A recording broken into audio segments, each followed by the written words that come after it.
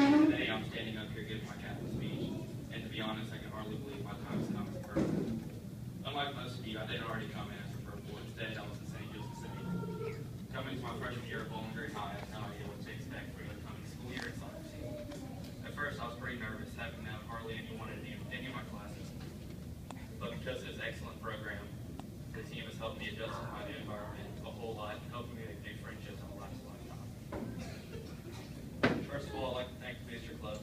Without y'all, we wouldn't even be here at this banquet. All season long, you made sure we were properly fed before each bus trip, getting us hotel rooms in Lexington and Gatlinburg. Y'all are the ones that make these seasons possible, so thank you. Next, I'd like to thank Coach Grawl. Honestly, Coach, I had no idea what to expect coming into the season. He took this job while you're still at Greenwood, and I know you had a lot of people talking bad about you to and behind your back. I get that you had to deal with a lot of drama for a couple of months, and for that I respect you. I don't think anyone else could have handled that better than what you did. My sophomore and junior year, we played Greenwood in the district semis, and Weiner would always tell us that Greenwood's a postseason team, don't worry about what happened in the previous games. Never really understood what he meant until this year. Coming into the postseason, I honestly thought we wouldn't even make it as far as we did. We came back from our fall break and trained extremely hard.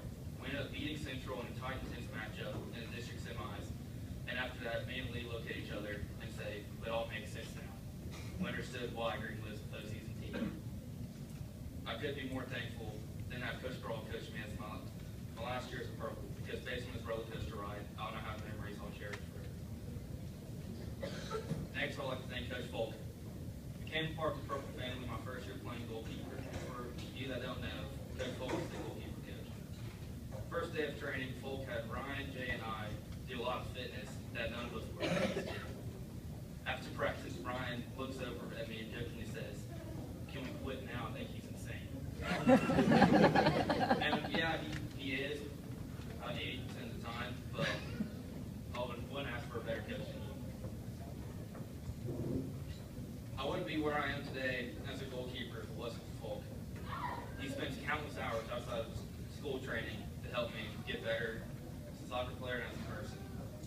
I have no idea how I could ever repay him for getting me this far. Coach doesn't only have a huge impact on me, but for the whole team. If you ever had an injury, he'd be the first one to help you off the field and be the first one to get you fixed. Coach would often open up his office after hours to get over half the team in there after a really rough matchup the night before. Along with Folk, I'd like to thank his wife for doing the little things for me in the program.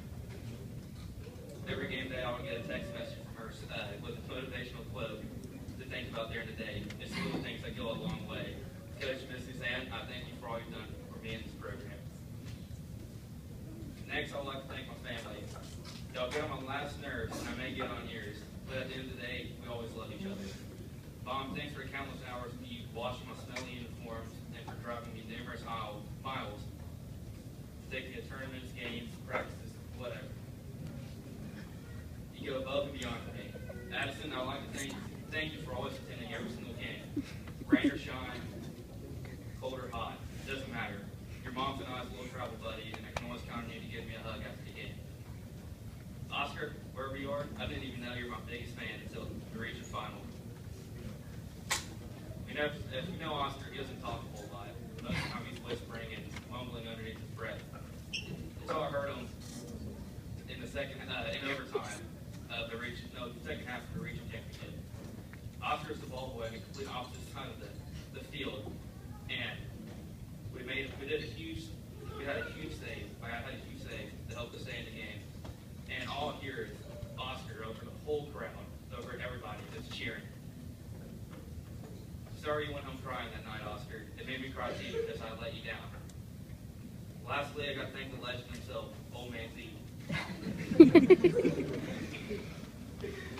He spent countless amount of hours and money just to make me happy, and sometimes I think you're insane for doing it, but because of my happiness, it makes you happy. You've been my coach since I was 3 years old, and I'm sad this is our last year together. It'll be different next year not having you on the sideline. we have I have my pros and cons for having me as a coach. Definitely a lot of cons and definitely a lot of pros. From you yelling at me every single game before, after, during, telling me to shut up. But it all worked out in the end. Guys, this season, man. Pretty sure I wouldn't have won my last season as Purple to be without you guys. The ups and downs, there are many ups and downs, especially in Gatlinburg. With Dennis getting long and Andrew and I was going back and forth on the bus without me about to kill one of them. Even though it was funny, I just wanted to sleep. 80 degrees. I would like to thank all three coaches for helping me keep my cool this year. As many of you probably know, I've had a huge temper ever since I was little. From whenever I was 5, me and Chandler getting the kids wedgies after games, to even sophomore year, found breaking the kid's leg. Fellas, I'm gonna miss you. Boys, next year, finish what we started. Win that region championship and get us back to state. I know you have the ability to do it. Once purple, always purple. Thank you.